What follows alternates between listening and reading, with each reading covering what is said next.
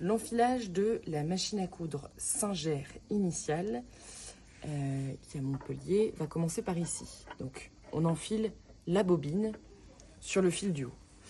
Fils nous a trouvé un système ingénieux de blocage de la bobine qu'on peut installer ici.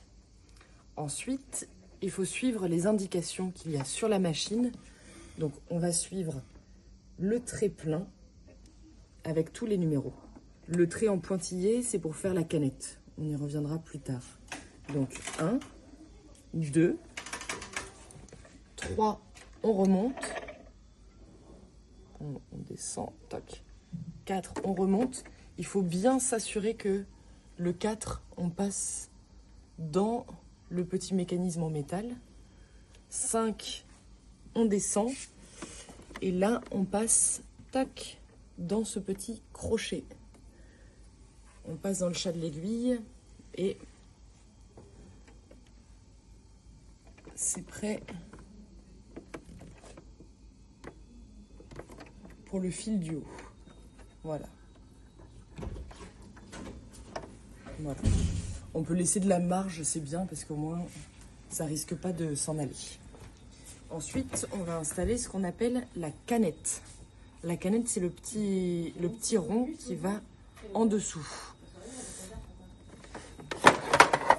Donc, en dessous,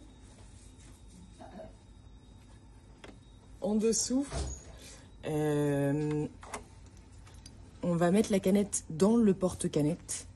Donc, toujours dans le sens de la fente. C'est-à-dire, hop, là, on insère et jusqu'à entendre le petit clic. Voilà. Là, la canette est installée dans le bon sens.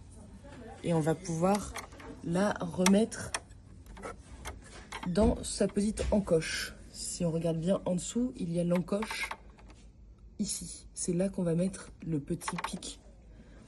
On laisse le fil pendre. Ou même je vais laisser comme ça.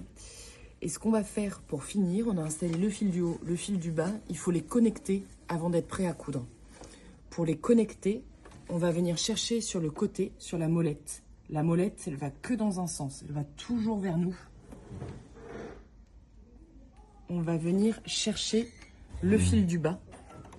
Et donc, ça va venir faire en fait le premier nœud. Tac, on vient la chercher. Et je remonte en tirant. Hop, le fil du haut est récupéré. Voilà.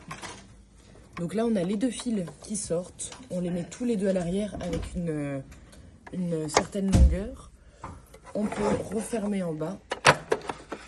Et la machine est prête à coudre. Donc pour faire un petit test, je vais mettre ce tissu-là. Et donc si je fais les points, que ce soit les points à la main ou à la pédale, c'est la même chose. Je vais changer de point ici pour avoir des points qu'on voit mieux, qui sont plus espacés. Attention, quand on change de point, il faut bien vérifier que l'aiguille ne soit pas dans le tissu. Parce qu'en fait, ça fait bouger l'aiguille, donc sinon ça la casse.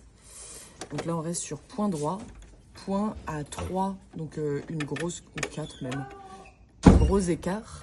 Et hop, on va pouvoir avancer. Et pour vous montrer, donc je relève la table. Donc c'est la petite molette qui est à l'arrière. Là, ça veut dire que je peux sortir mon tissu. Pour le sortir, je truc et je tire. Et là, les points sont faits. Et sur le côté, pour enlever, il y a un petit découpe.